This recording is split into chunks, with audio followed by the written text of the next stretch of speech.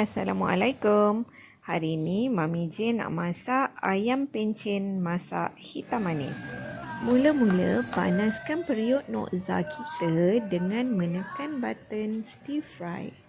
Masukkan minyak masak, kemudian tumiskan bawang putih, bawang Holland, halia dan serai yang telah ditumbuk ataupun di blender. Kacau-kacau sehingga naik baunya.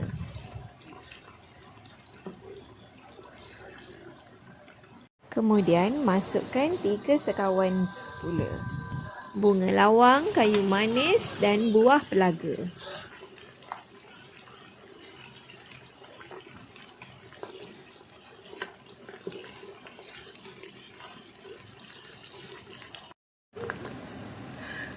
Masukkan 2 sudu serbuk kari dan 2 sudu serbuk kurma. Dan kacau.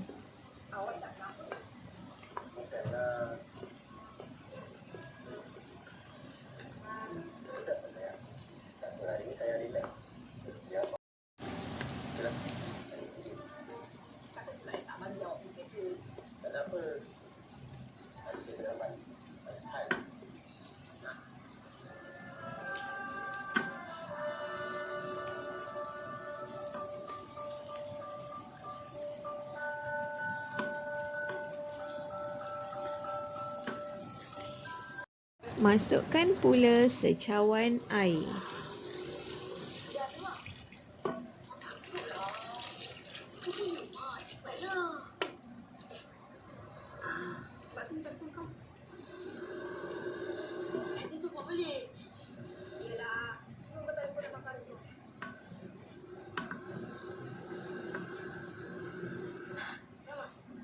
Masukkan setengah sudu garam.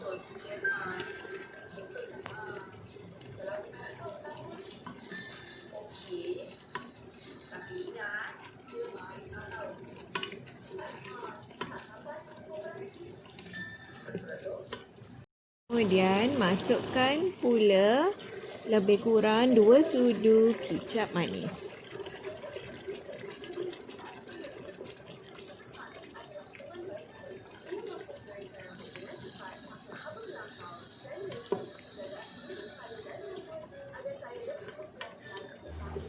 Kacau dan kacau lagi.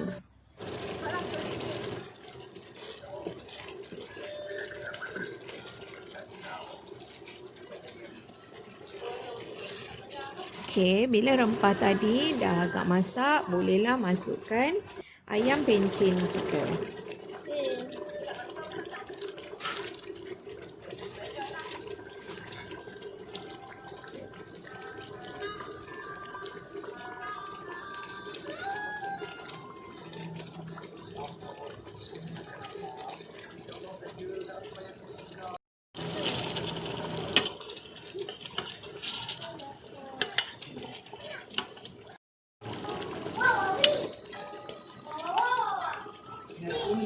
Kemudian masukkan 1 sudu kerisik dan kacau hingga sebati.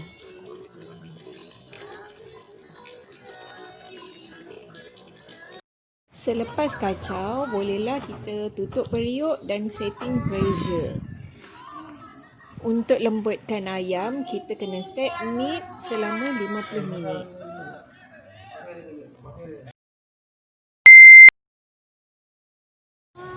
Riliskan pressure dan bolehlah buka periuk.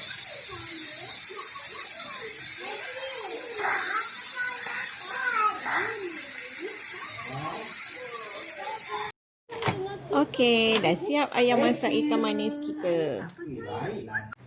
Kalau kita nak lebih pekat, kita boleh tekan stir fry dan kacau.